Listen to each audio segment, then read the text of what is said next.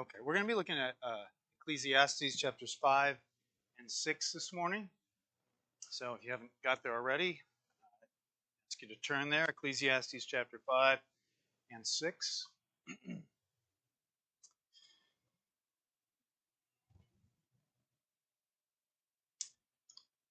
And but before we begin, I want to kind of lead us in a word of prayer, and then we'll jump in. So let's pray together.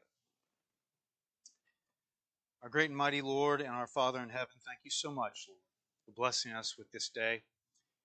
We are in awe because we see your power and your majesty on display outside and in the nature and the day that surrounds us.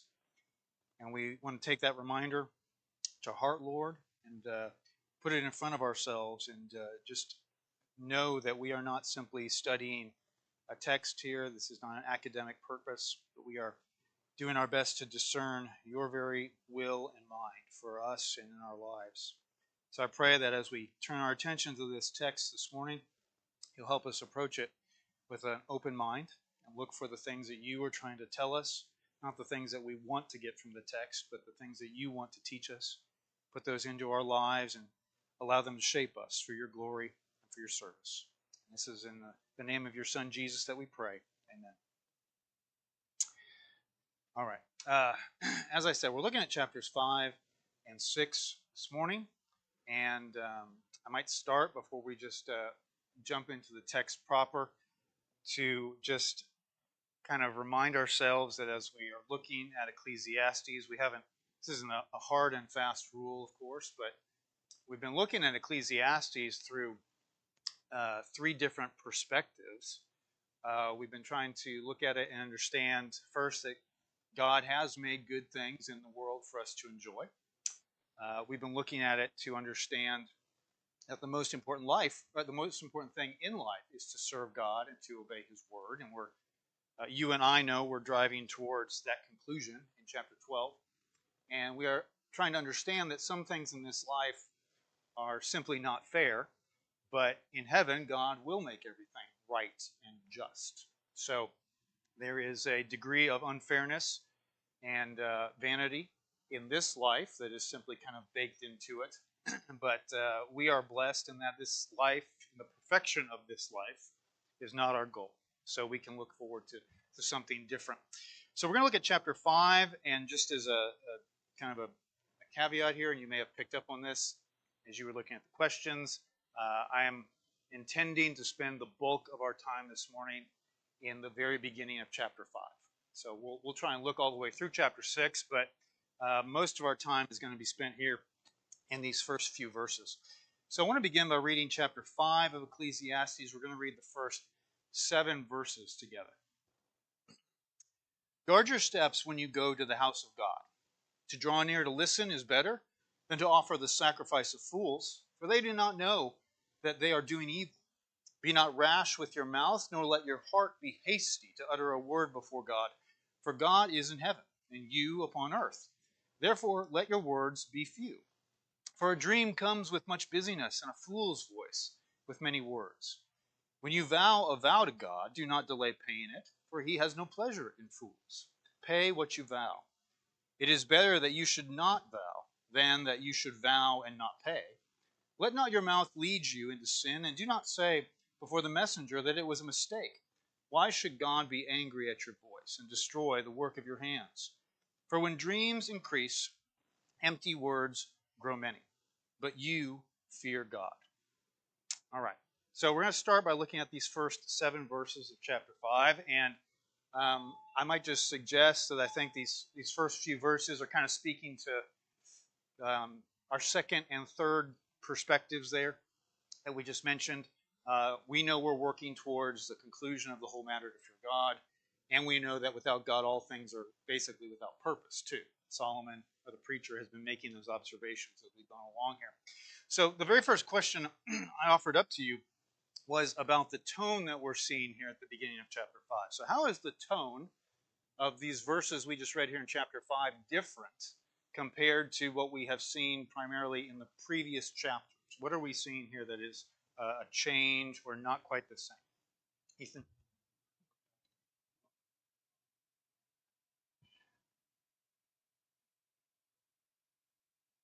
commands or advice directly to the reader.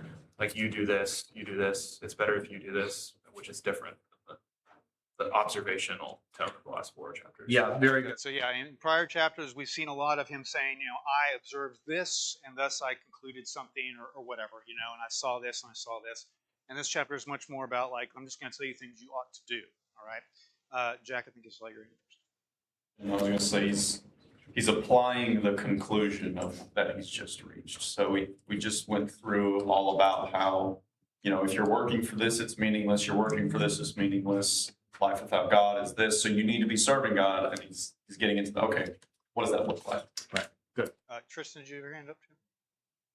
Really much more to add. Just like it seems like a little bit of urgency. Like he finished diagnosing the problem in the first 4 chapters, and now he's like, here's how you live in that world.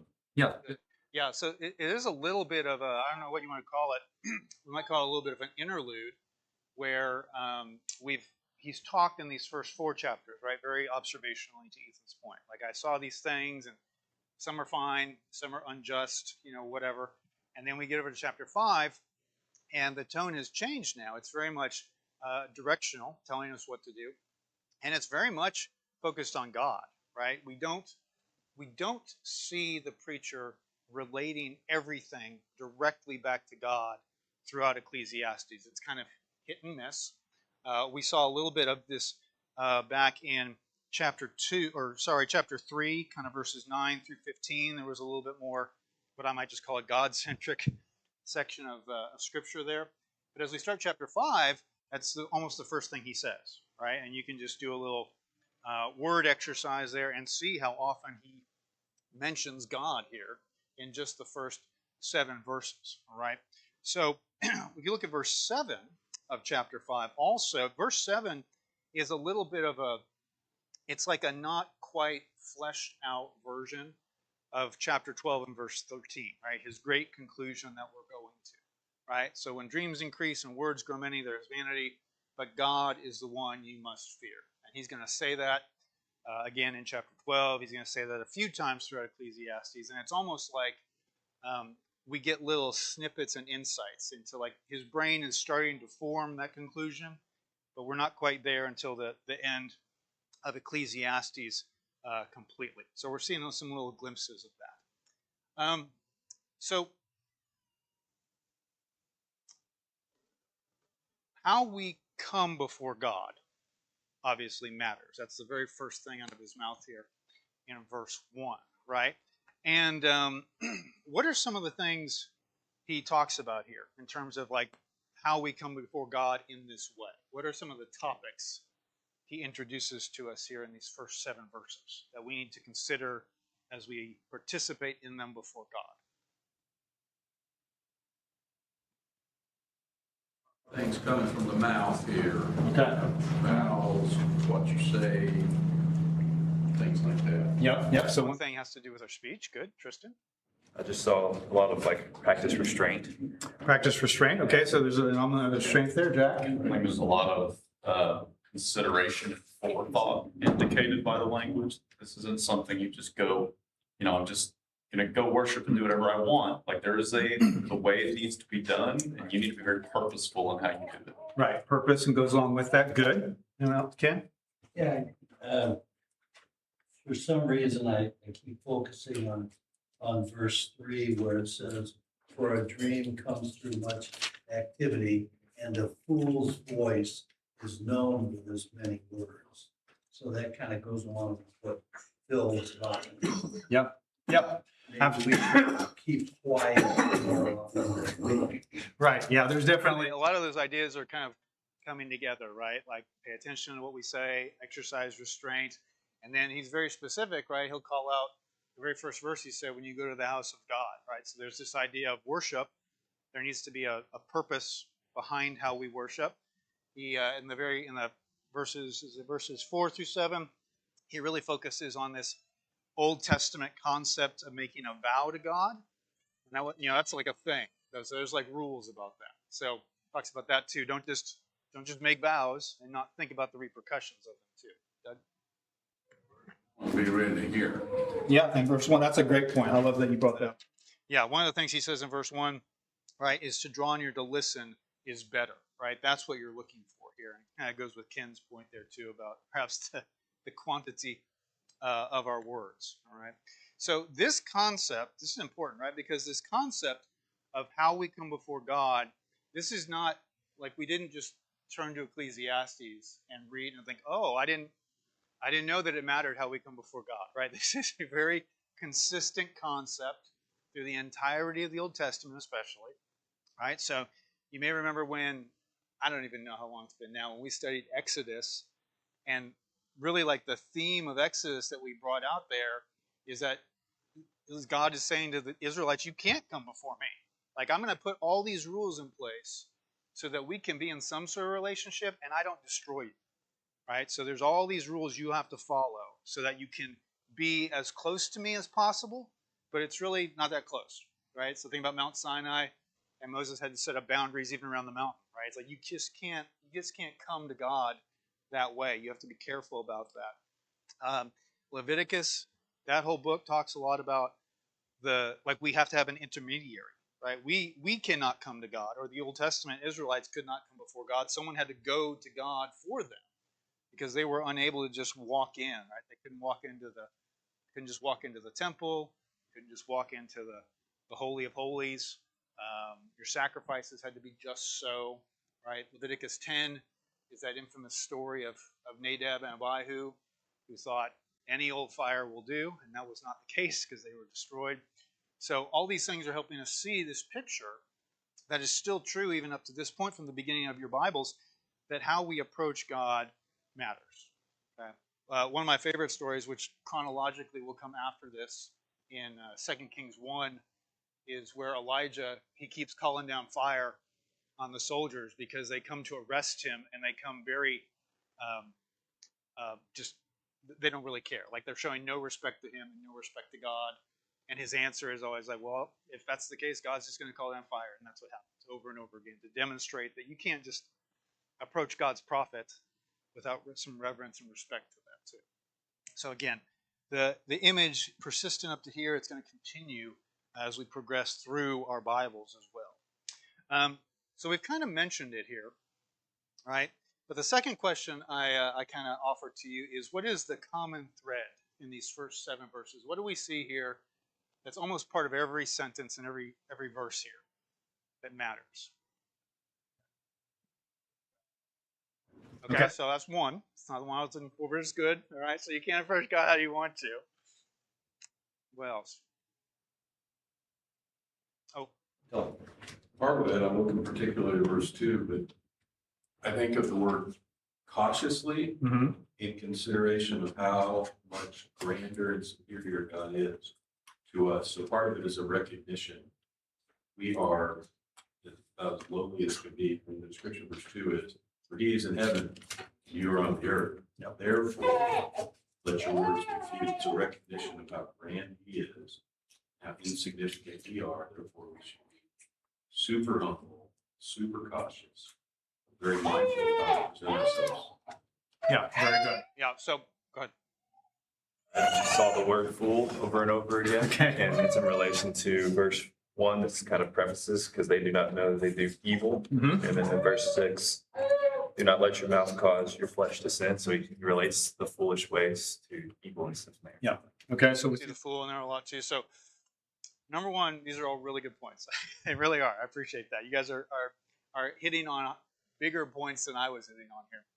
But one of the things that's consistently in these first 7 verses that undergirds all of the points that have been made is that he's constantly saying something about our speech and what we say and how we say it. Okay, so Tristan mentioned this, Phil mentioned it a few minutes ago, but Tristan just mentioned this in verse 1, right? The very first thing he says is, guard your steps when you go to the house of God. To draw near to listen is better to offer the sacrifice of fools, for they do not know that they are doing evil. And as we go through, you kind of see he's bringing in some element of that over and over again, right? In verse 2, this is where Dylan was referencing, be not rash with your mouth, right? And be not hasty to utter a word before God, right? Let your words be few.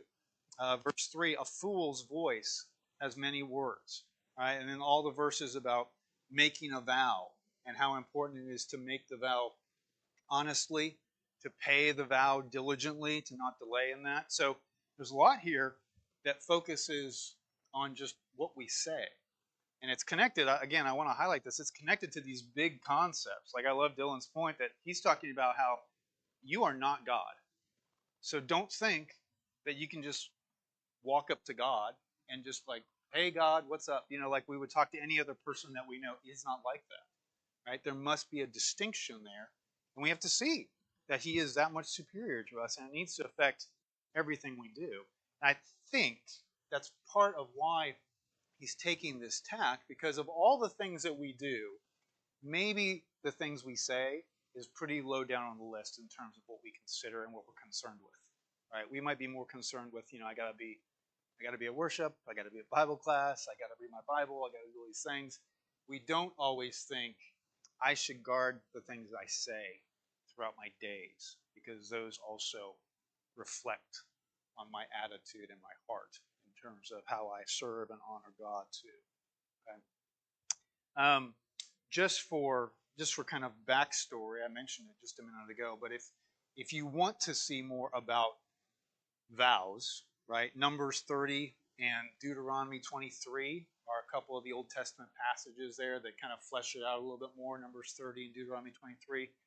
But in Numbers 30, I really like what it says here, as we're kind of zeroing in. It says that Moses said to the heads of the tribes of the people of Israel, "This is what the Lord has commanded. When a man vows a vow to the Lord or swears an oath to bind himself by a pledge, he shall not break his word. He shall do according to all that proceeds out of his mouth." And I'm not going to take the time to do a deep dive into a word study here, but that one phrase, I underlined it, when he swears an oath to bind himself by a pledge. So that one sentence, he basically says, when a man promises to promise that he's promised to promise something, right? I mean, he's making this point. He's like, this is a big deal when you're going to say something before God, and especially when you're going to bind yourself to God in terms of doing or not doing something, okay? So we kind of looked about this already, but as we're talking particularly, right, about what the preacher is saying about our speech and the words we say, he's obviously got some unflattering words to use in these first 7 verses also about that. Okay, so Tristan brought up already that we see the word fool throughout here, and I think in all the cases that it's the fool, he's characterized by something he is saying, or some way he's saying it, right? That's what's being brought out here. And then he continues to use words in verse 2 like rash. In verse 6 is the idea of it being sinful, or our words who are, if we're not guarding our words. In verse 6 also, he even says that, you know, we can anger God with our words, right? When we don't treat our words properly in the things we say, that can cause God to be angry at us. And then verse 7, you see, I think perhaps in most Bibles, you see that word that we've seen so many times already here in Ecclesiastes, vanity, right? So there's that idea too that our speech can be vain. It can be worthless as well if we're not careful about that, okay? Now, is probably not a surprise, but I actually want to look also at James chapter 3 at this moment, because what we're going to see in James 3 is a parallel passage to a lot of the ideas that Solomon is showing us here in Ecclesiastes 5, particularly about what we say. And the reason I really like this is because James 3 is, we look at James 3 in a very practical light, I think, most of the time. Like, we can read this and think, oh yeah, write down all the things I need to be careful of here in James 3. And if you pair it with Ecclesiastes 5, though, all of the greater points that several of you just made a minute ago, they help us understand better the practicality of James 3. Right? James 3 is not simply being practical for the sake of being practical. Right? We should pay attention here because, again, you know, as Dylan pointed out, because God is much higher than we are. This is not merely about this idea that Christians need to talk a certain way. We do, but we want to talk a certain way because God is that much higher than we are, and we understand his superiority. and we appreciate and trust his guidance for how we live our lives. Okay, so let's read James 3. I'm going to read. Actually, does somebody else want to read the first 12 verses of James 3? That would be much appreciated. Verse 12, Tristan, thank you.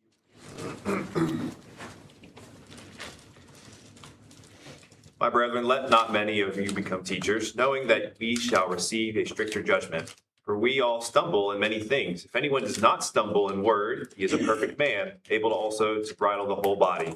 Indeed, we put bits in horses' mouths that they may obey us. We turn their whole body. Look also at ships. Although they are so large and are driven by fierce winds, they are turned by a very small rudder, wherever the pilot desires.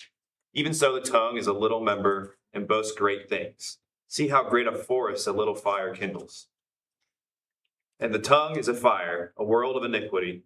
The tongue is so set among our members that it defiles the whole body and sets on fire the course of nature. It is set on fire by hell.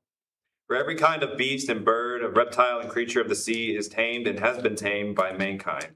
But no man can tame the tongue. It is an unruly evil full of deadly poison. With it we bless our God and Father, and with it we curse men who have been made in the similitude of God. Out of the same mouth proceed blessing and cursing. My brethren, these things ought not be so. Does the spring send forth fresh water and bitter from the same opening? Can a fig tree, my brethren, bear olives, or a grapevine bear figs? Thus, no spring yields both salt water and fresh. Okay, thank you. All right, so Looking at these first 12 verses here in chapter 3, we just read it, but what are some of the things that, as James is writing about our speech, what are some of the things he says about our speech or the way we talk? Power. okay, so there's great power. Okay. Well, it's kind of indicative of your whole character, right? He uses all these like similes of something so small is guiding something so large. The way you speak and how you're talking to people and by inference to God, that's showing how your entirety of your life is lived, how all of your actions are taken.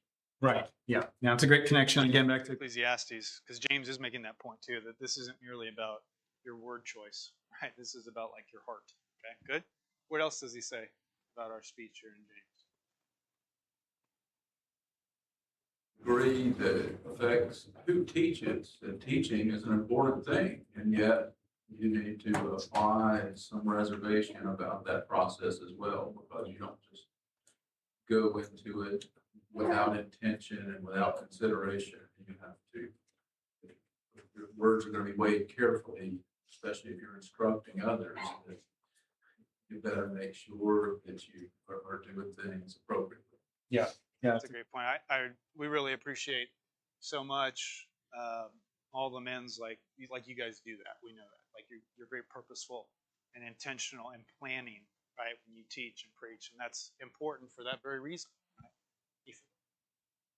Right? The thing that stands out to most to me is verse 7 and 8. It can't be controlled, right? Once we say something, it it has a will of its own. It's uncontrollable, and that's just kind of it's scary. Yeah. Right. The idea that The tongue cannot be controlled, right? And I love his imagery, right? We've tamed everything. We've tamed every animal, every beast. We can't tame that tongue, right? So hang on to that one because we're going to come back to that point, I think, in a few minutes. What else? Anything else we see here that James says about our speech there? It just stands out to me how many times he compares it to fire. And when you think about fire, like when it is controlled, it's very warm, it's very life-giving, and it's wonderful. When it's not controlled, it's obviously very destructive. And so to compare our tongue to that is just such a great account. yeah, absolutely true. Yeah, I think he's Making a really powerful image there for that reason. Along the same line, it's good. Anything else? Kind of hit the high points, I think. Okay. Let's see here. Verses 10 and 12, right? He talks about how with our tongue we both bless people and curse people. And then the last thing he says there is like, well, you don't walk up to a body of water and it's both salty and fresh. Like that would be ridiculous. And yet, what do? We say good things to people and then we turn right around and we say bad things to people too. And so his idea almost is like, that's not natural. That is not how God intended it. And yet we practice that often, right? So there's that kind of duplicity there. If you look at verse 13, still in James chapter 3, this is kind of it's almost like he's drawing this parallel image together, because he finishes that about the tongue and he says, "Who is wise and understanding among you? By his good conduct, let him show his works in the meekness of wisdom." Right? So it's almost like this contrasting idea here, right? So the tongue is dangerous, it's powerful, it is, if it's misused, it is an indicator of one's foolishness. But in contrast, the wise person is focused on doing works in good conduct and being humble in wisdom, right? That's what defines wisdom versus what defines foolishness. And I don't think it's inappropriate. We can kind of take that example and that definition, and we can layer it back into Ecclesiastes, right? I think when Jack taught a week or two ago, it kind of brought up the idea that, around in chapter 3 and 4, we start to see this person, the fool, right? He's going to be brought up over and over again. Now, this is what the fool does. And I like that James is helping us understand that even more, right? The fool, and we're going to see this as we go back to Ecclesiastes now. The fool is not just stupid. Like I think that's a big mistake. He's not talking about some people are smart, some people are stupid, and don't be stupid. The fool is foolish by choice. And that's going to be very key here, is that he's not slighting people who have less intelligence. He's making a point here in Ecclesiastes, and James is doing the same thing, that you get to choose. You will choose to be wise, or you will choose to be foolish, and that will be seen in certain ways, right? Depending on what is evident in your life. So let's go back to Ecclesiastes 5 now. I'll give you just a second to get back there. And the next question I gave you is simply question number 4. What does chapter 5 and verse 3 mean? And so I'll read it again. I read from the Revised Standard Version. It says, "For a dream comes with much busyness, and a fool's voice with many words." So, what does it mean? And I'm going to suggest to you, I think this is actually a pretty key verse here in this passage. And you can guess if you want. It's kind of a challenging verse sometimes. Ways to look at this, it's parallelism either way, but in one sense, maybe it's synonymous, where it's two statements that sort of, the second echoes the first, or maybe it's the opposite, antithetical, where the second statement is what he's getting at, and it's opposite to the first. Yeah, and that's how. I mean, again, I'm not gonna hammer this point home or anything, but that's how I take it. Is kind of the first half is helping us understand the second, and the second is our focus. But what do you think, Jack? Can't help but go back to Ecclesiastes 4 to think about this. At least the way I took it is this idea of why are you going to God? And I guess this might just be maybe my cultural understanding coming in, but this idea of for a dream comes with much business, right? Like I have this grand idea of what I want to do in my head, right? This is my dream of what I want to accomplish in my life. And, going back to like Ecclesiastes 4, he's talking about doing good things for the wrong reasons, right? From the whole toil and skill in 4 verse 4, and work come from a man's envy of his neighbor, right? So you're going to God in chapter 5. Why are you going to him? Are you going to God and you're making all these vows and you're saying all these things because you want God to do what you want to do in your life, right? I'm going to God with my dream of what a good life looks like. And that's all, lots of words, and I'm making all these promises. God, if you'll just do this, I'll do this, and I'll live my whole life for you. And that's not how it works. So great points. I actually think your slant on the idea of dreams is most relevant with verse 7, which we're going to get to in a second. And I think there's a lot of interesting literary devices going on here. So if you look at verse 3 and you look at verse 7, you kind of see that there's some common threads there, right? Verse 3, at least in mine, he's talking about dreams and this idea of foolish words or vanity. Verse 7, he's talking about dreams and this idea of words again, right? So there's these parallel ideas or parallel words, but I think different meanings. But I think it's part of his point that he's trying to get us to see there are two different ideas here for us to consider. Go ahead, Phil. If your dreams in this case are more like aspirations, then those are going to be accomplished through activity and not just talking. Right.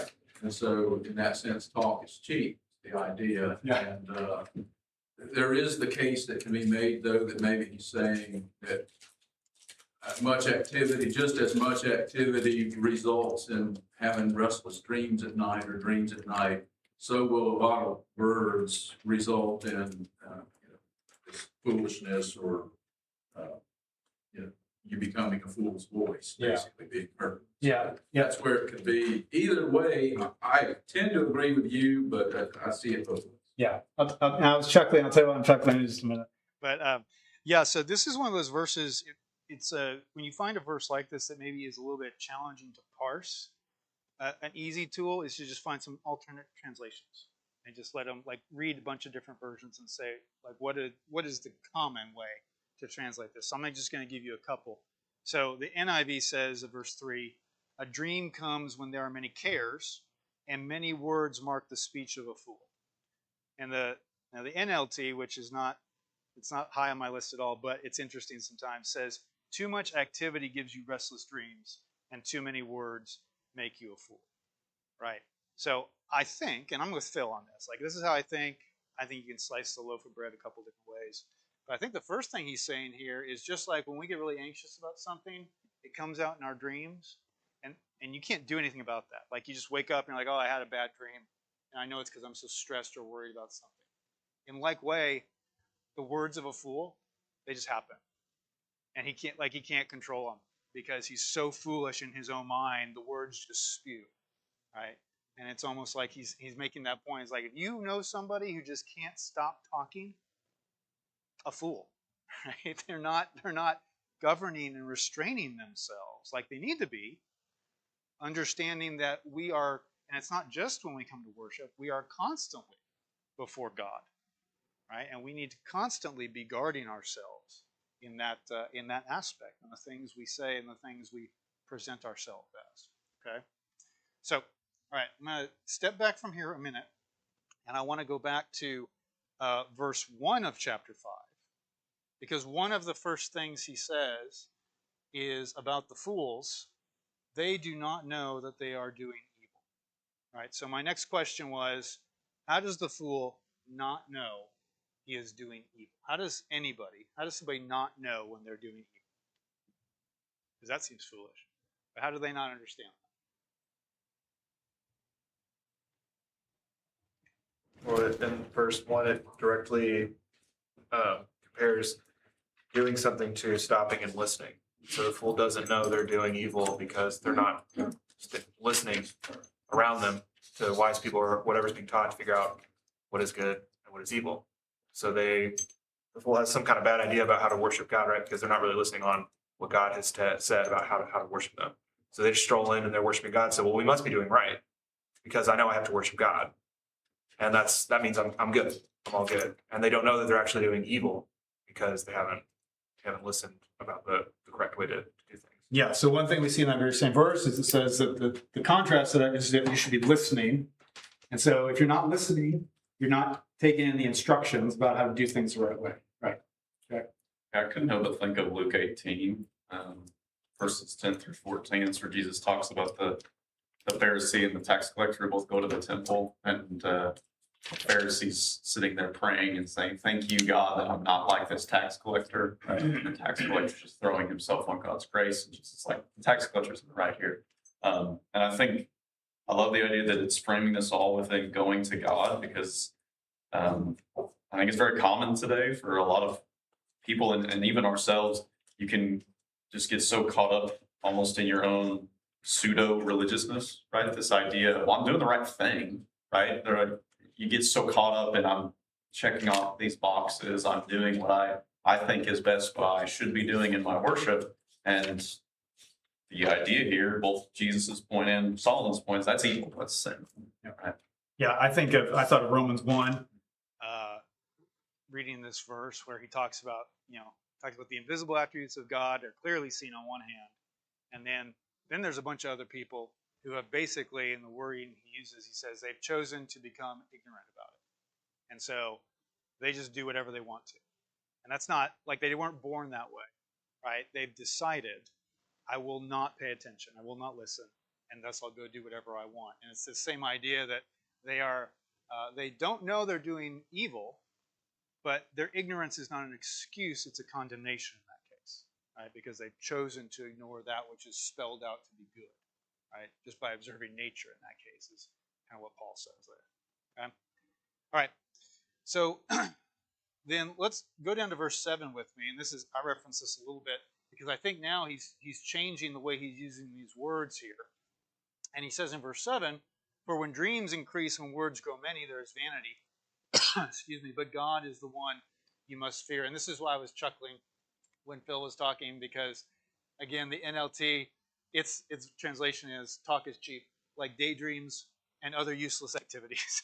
So it's a little too colloquial for my taste, but I think it's making the point. It says, right, his idea here is if you just want to sit around and think about my aspirations and my dreams, right, and the things I want to accomplish in this life, you should be thinking about fearing God instead.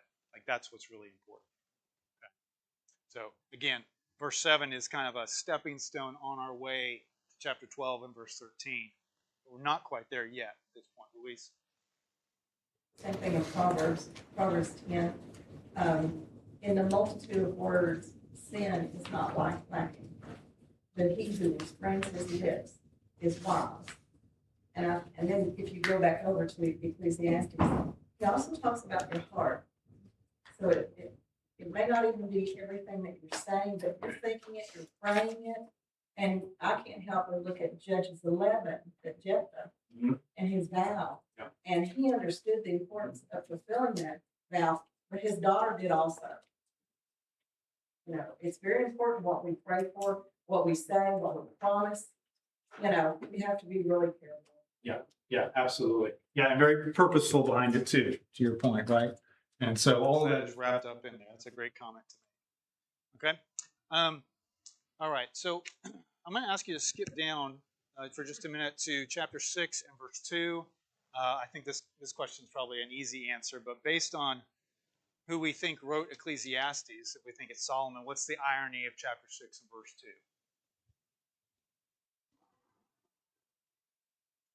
That's him. That's right. That's going to happen. A man to whom God gives wealth, possessions, and honor. He lacks nothing of all he desires, yet God does not give him power to enjoy them, but a stranger enjoys them. This is vanity. It is a grievous evil, right? If only he knew, right? And that's exactly what's going to play out in life as soon as he dies, and half his kingdom will be given to somebody who is not his own son, right? Okay. Okay, so now we're going to take chapter 5, verse 8, all the way through the end of chapter 6 in 6 minutes.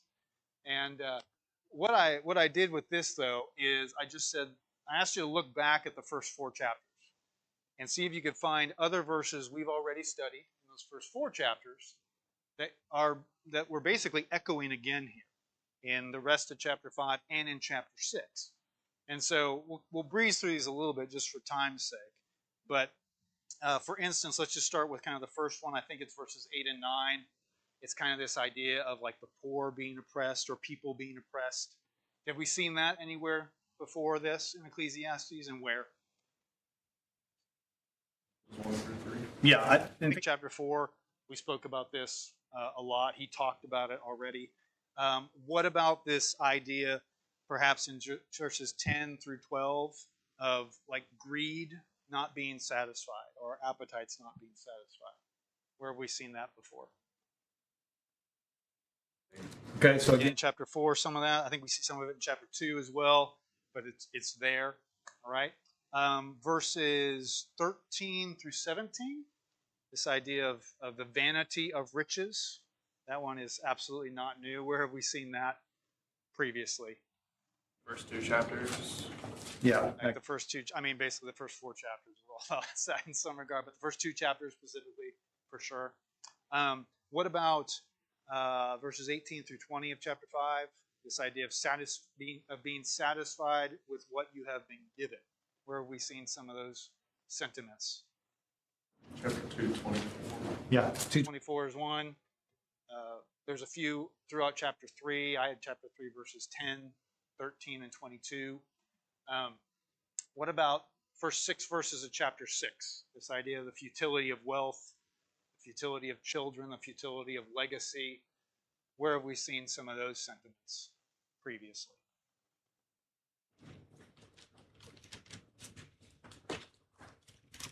I said chapter 2 again, verses 18 through 23. No, that's So that's at least one place, right? Back in chapter 2, verses 18 through 21, I think we see an echo of that. What about chapter 6, verses 7 through 9? This idea of self-gratification, the vanity behind self-gratification. Where have we seen that?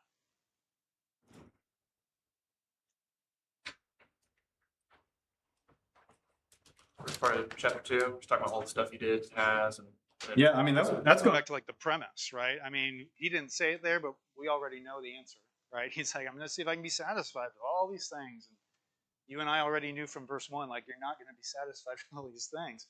And then what about the verses 10 through 12 of chapter 6? This idea of just the resignedness of life is how I describe it. Just the fact that life is what it is. Have we seen that anywhere?